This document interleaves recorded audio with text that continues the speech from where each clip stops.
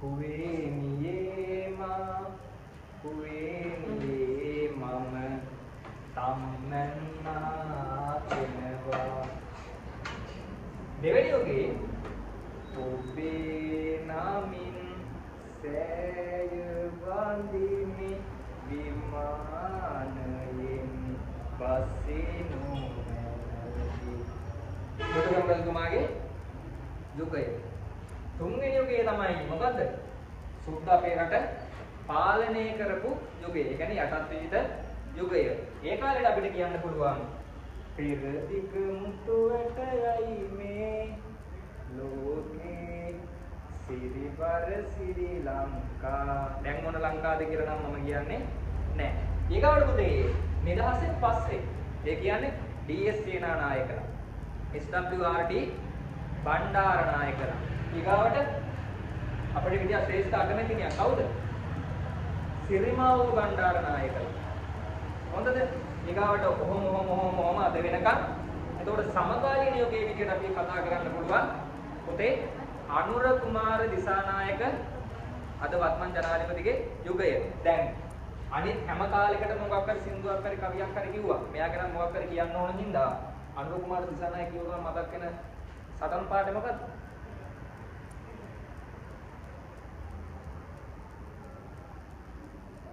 අද්දට සෝගිනි කුසට සාගිනි ඉනට වැරහැලි කැබලි එල්ලා සතුට සැනසුම අහිමි කරලු අනුර දිනු වැරදුනා.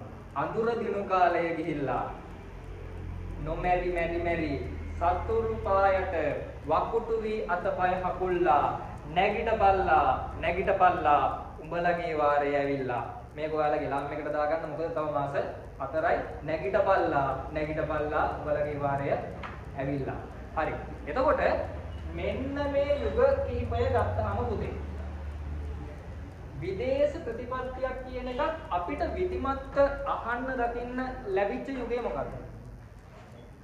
විදේශ ප්‍රතිපත්තිය කියන එක අපිට විධිමත්ව දැන් විජේ කුවේනික කාලේ අපිට විදේශ ප්‍රතිපත්තියක් කියන එකක් අහන්න දකින්න පුළුවන් නෑ. අපි දන්නවා විදේශෙත් එක්ක ගනුදෙනු කරපු දේවල් අපිට අහන්න දකින්න ලැබෙනවා අඩුයි. එකම එක දැනක් තියෙනවා මොකද්ද?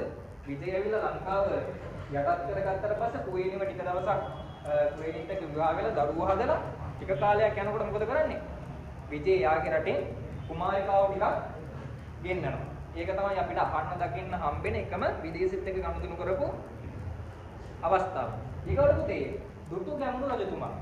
දුටුගැමුණු රජතුමාගේ කාලේ අපිට විදේශ ප්‍රතිපත්ති ගැන ලොකුවට අහන්න දකින්න ලැබෙනවද? ඇයි නෑ කියන්නේ?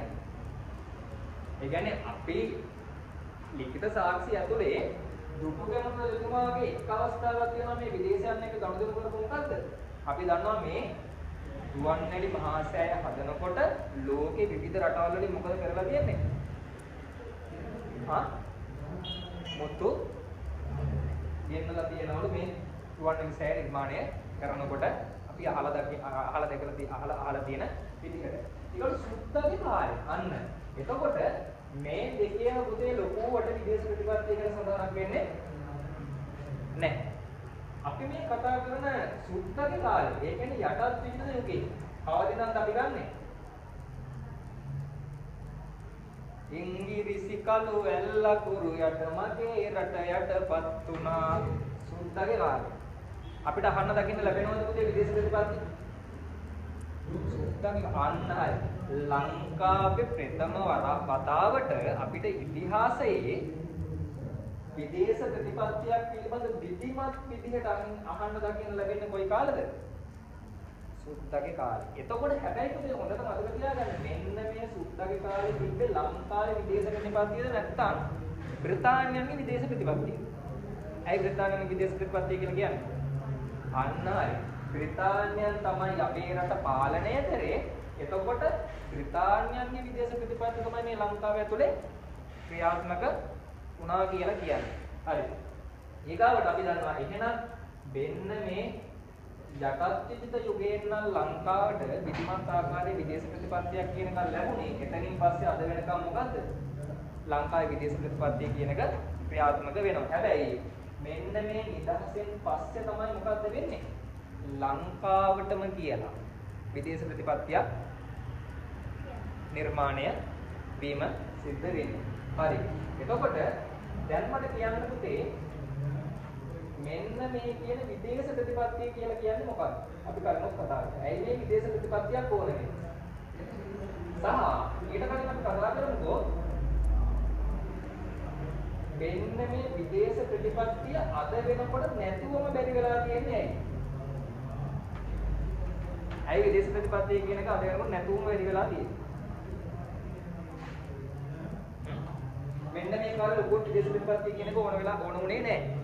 හැබැයි අද වෙනකොට මේ විදේශ ප්‍රතිපත්තිය කියලා කියන එක පුතේ නැතුවම බැරි දෙයක් වෙලා තියෙනවා. හේතුව මොකක්ද?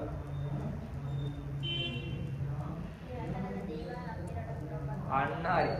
වර්තමාන වෙනකොට ලෝකෙ මොකද පුතේ වුනේ? ලෝකේ රාජ්‍යයන් මොකද වුනේ? ගෝලීයකරණයට ලක් වුණා. මේ ගෝලීයකරණය වෙනවත් එක්කම අපි දන්නවා මේ මුළු ලෝකෙම විශ්ව ගම්මානයක් බවට පත් වුණා. ඒකින්ද මේ රාජ්‍යයන් ඇතුලේ එක එක රටවල අන්තර්පරායත්තතාවයක් නිර්මාණය වුණා. මොකද්ද මේ අන්තර්පරායත්තතාවයක් කියලා කියන්නේ? රටක් තවත් ලෝකයේ අනෙක් රටවල් එක්ක ආර්ථික, දේශපාලන, සංස්කෘතික වශයෙන් මොකද වෙන්නේ? සම්බන්ධතා පවත්තට ඒව මත යැපෙන තත්යකටපත් වුණා. ලංකාවේ අද වෙනකොට මට කියන්නකෝ ඒක තමයි මතකද අර මේ අර අරගල කාලෙට කලින් වගේ අරගල කාලේ වගේ මොකද උනේ? ඔයාලගේ අතේ තියෙන හරි ඊට සරල උදාහරණයක් ගමුකෝ. ඔයාලගේ අතේ තියෙන ෆෝන් එක මට කියන්න කොහෙද හැදුවේ?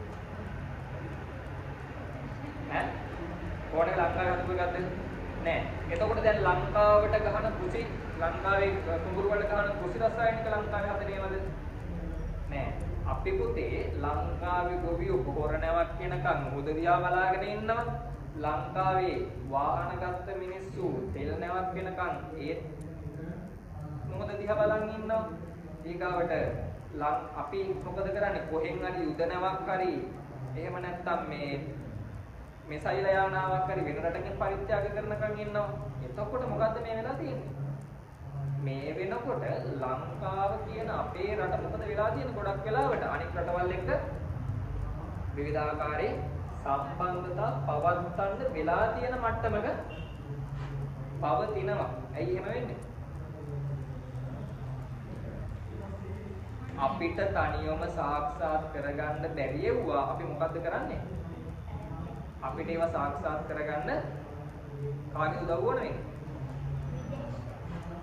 වෙන අයගේ උදව් ඕන වගේ රටක් විදිහට අපිට තනිවම ඉටු කරගන්න බැරි වෙන ජාතික අභිලාෂ ඉටු කරගන්න අපිට මොකද්ද කරන්න වෙන්නේ හසේ?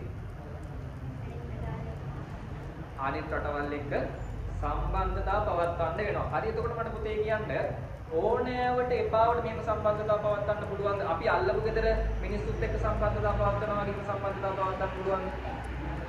රාජ්‍යයක් කියලා ගත්තොත් අපි දන්නවා මේ රාජ්‍ය පුතේ මුළු මහත් ජනතාවගේම අරමුණු අභිලාෂ ඉටු කරන තැනක්. ඒ වගේම රාජ්‍යයක් කියලා කියන්නේ මේකේ පුතේ ස්වාධිපත්‍ය බලය ඇති බාහිර ස්වාධිපත්‍ය බලයක් තියෙනවා, අභ්‍යන්තර ස්වාධිපත්‍ය බලයක් තියෙනවා. එතකොට අභ්‍යන්තර ස්වාධිපත්‍ය බලය යටතේ රටකට තියෙන වැදගත්ම දෙයක් තමයි තවත් රටකින් වෙන බලපෑමෙන් ආක්‍රමණ වලින් මිදී කටයුතු කිරීමේ හැකියාව. එහෙම ආක්‍රමණයකට ලක් නොවි තමන්ගේ ජාතික අභිලාෂ ඉටු කරගන්න විධිමත්ව පවතින ක්‍රමයක් තමයි මොකද්ද? විදේශ ප්‍රතිපත්තිය කියලා අපි හඳුන්වන්නේ. එතකොට මම ඔයාලට ගිය සතියේ මතකද කිව්වා මේ විදේශ ප්‍රතිපත්තිය කියන එක බලපානවා කියනවා රාජ්‍ය මොකක් වැඩි වෙන්නද මොකක් වර්ධනය වෙන්නද? නෑ.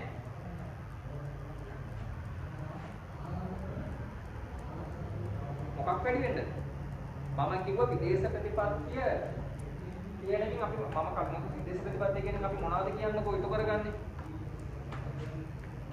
යම් ආකාරයේ ජාතික අභිලාෂ යම් රටක් ජාතික අභිලාෂ තෘප්ත කරගන්නවා කියන්නේ ඒ රටේ මොකද්ද වැඩි වෙන්නේ? ඒ රටේ ජාතික බලය වර්ධනය වෙන්න විදේශ ප්‍රතිපත්ති ඉවහල් වෙනවා.